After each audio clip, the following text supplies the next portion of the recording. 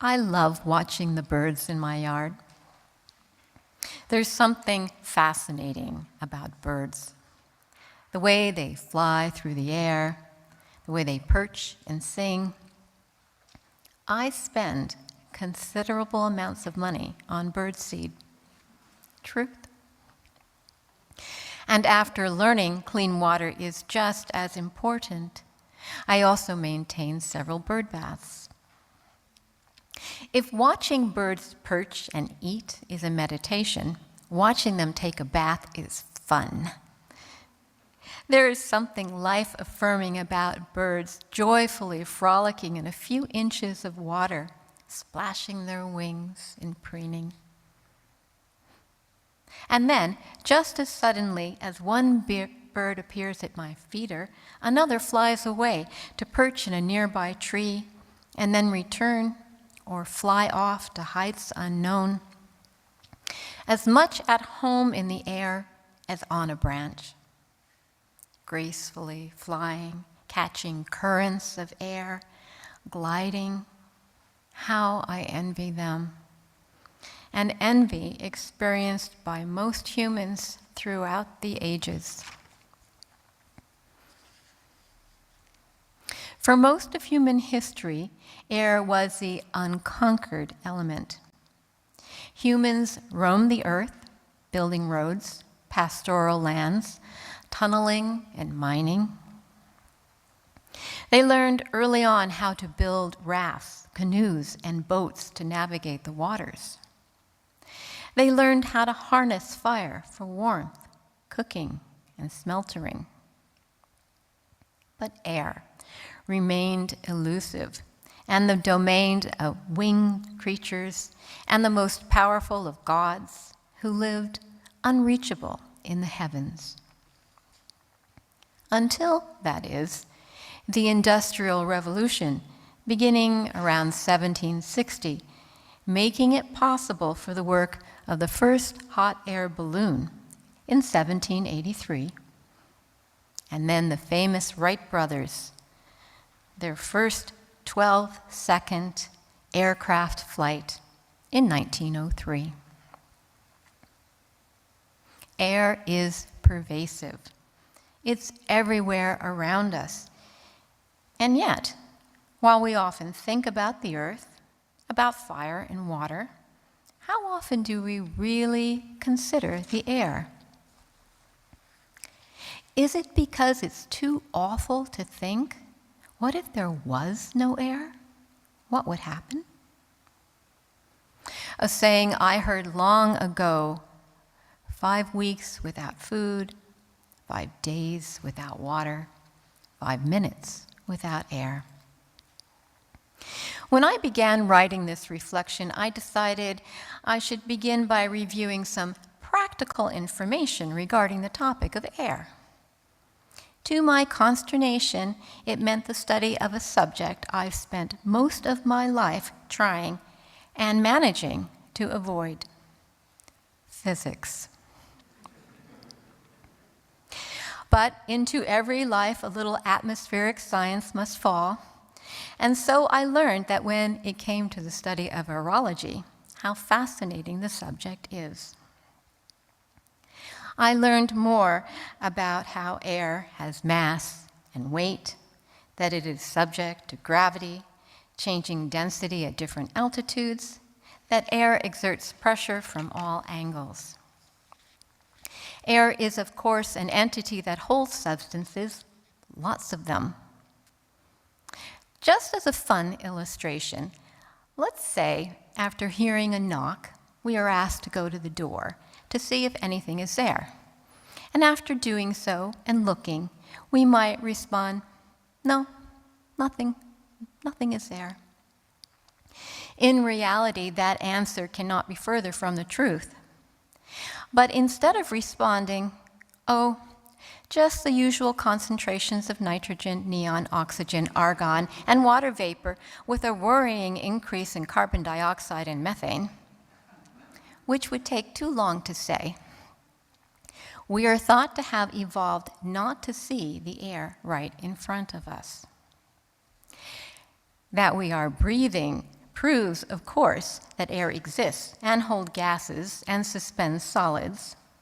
And that you can hear me is further proof, because sound travels in waves through a medium, such as air, from one particle in the air to another, which is why sound does not travel in space, where there is a vacuum, or cannot be heard on our moon, which has so little atmosphere as to be nearly a vacuum. But, like so many things in nature, tip the scale ever so slightly out of kilter, and our fine balance of a world falls apart.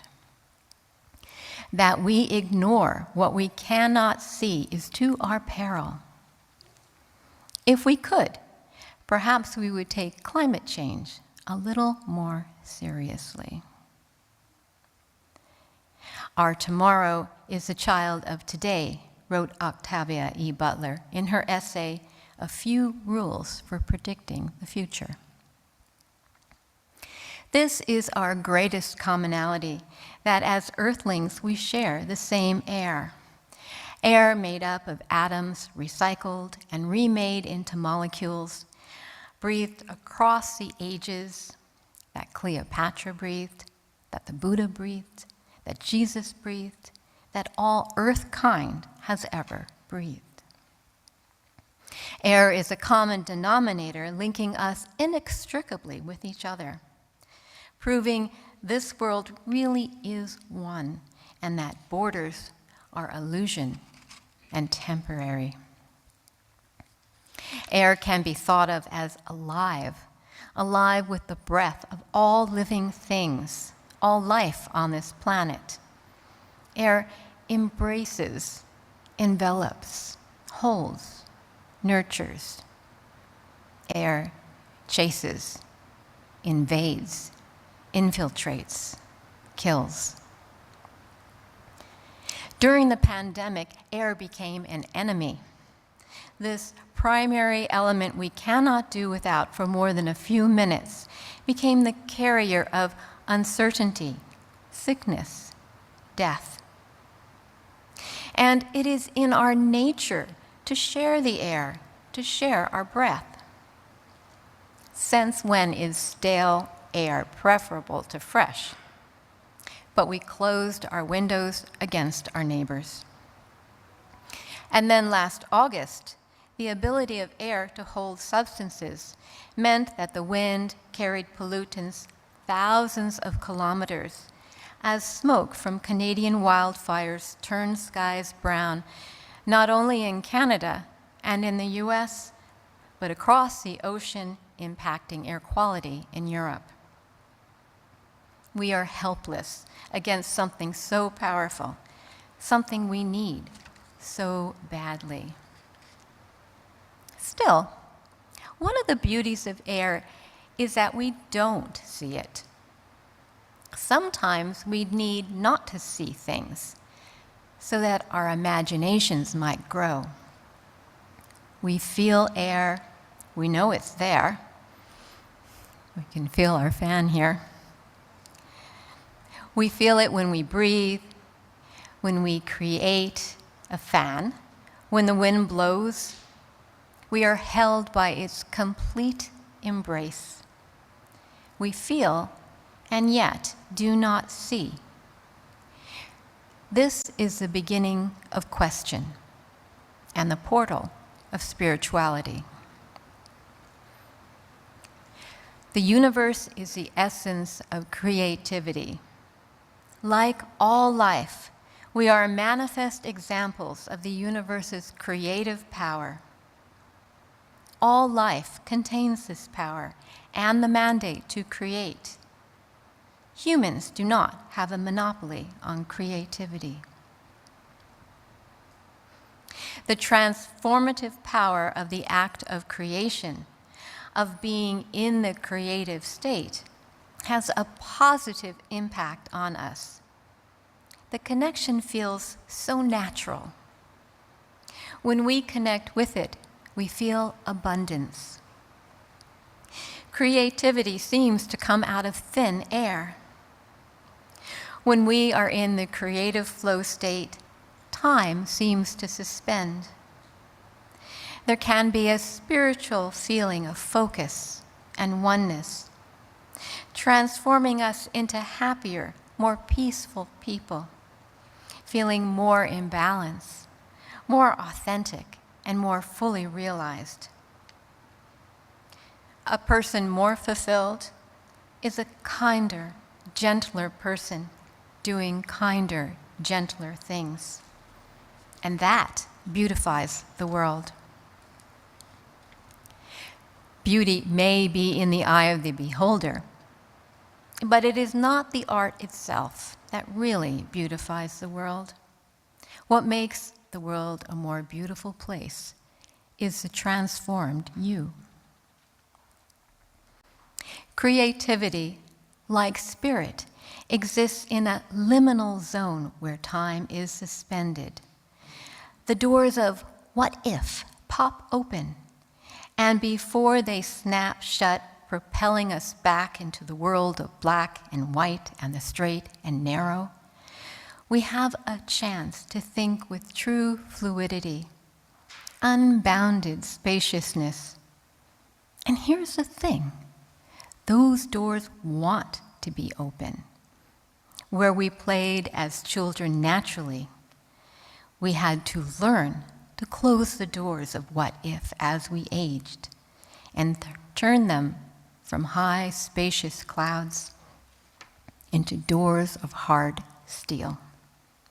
We build fortresses of reality, of laws, and they serve us well, no doubt.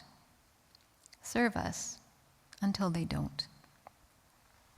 In the world of creativity, can't isn't in the vocabulary. Creative nonsense, welcome. When we engage in the act of creation, some might ask, was it really me? Or was it really there all the time, just waiting to be discovered? And if someone asks, how did you think of that? The common answer until our humanist times was often, the Spirit came to me.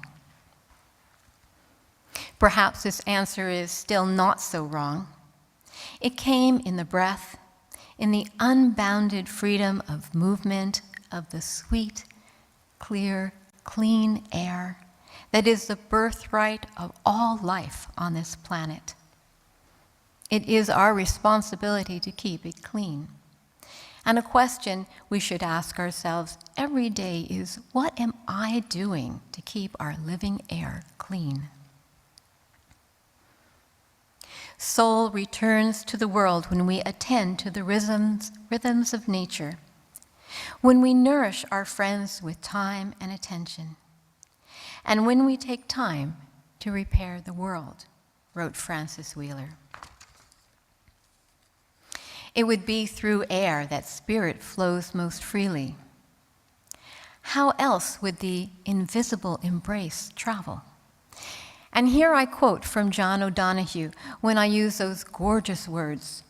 And yet the concept of the invisible embrace of spirit felt through the pressure of air and brought as change through the wind has been a constant, elusive subject through history, continuing to this day. And this mystery is the root of spirituality itself. What else would be able to move through us so easily through the very act of breathing? Air, the breath, and the spirit of life are one. None of these words are new, nor their thoughts, yet they become refreshed by virtue of each breath we take. Over and over again, we become invigorated. We become new. We become changed. We are transformed. With each breath, we are never the same. With the breath, we find open-hearted presence and kindness, and the joy of connecting with the creative pulse of the universe of spirit. So let's take another moment to relax. Breathe deep. We are renewed. Exhale. We are inspired. Our breath connects us to all that ever was on this planet and beyond. The divine lives in us as it lives in and is carried in all that surrounds us. We are embraced from all directions, one with Spirit, here and forever. This is the spawning of creativity. This is life itself. This is creation working by us and through us. This is truly how we begin a new day. Air is breath. Breath is spirit. Spirit is love. And love is peace. Lao Tzu wrote, "The journey of 1,000 miles begins with a single step." Well then, of course, a journey of a lifetime begins with a single breath. Our closing hymn is number 118, "This Little Light of Mine." And I know some of you might be thinking, but that's a kid's song. But I think it's an everyone's song. And I invite you to have some fun with it. In fact, before we sing, and particularly because it's kind of cold, let's loosen up a bit. I'd like you to stand up. Come on, stand up. Give yourself a bit of a wiggle. Norm, are you wiggling? You're wiggling, okay. Give yourself a bit of a shake. Put your right hand in. Take your right hand out. You know where I'm going with this. Put your right hand in. Shake it all about. Do we dare? Do the hokey pokey and turn yourself about. Oh, only a few of you did it. That's okay. I think now we're ready. In your gray hymnal, number 118, "This Little Light of Mine."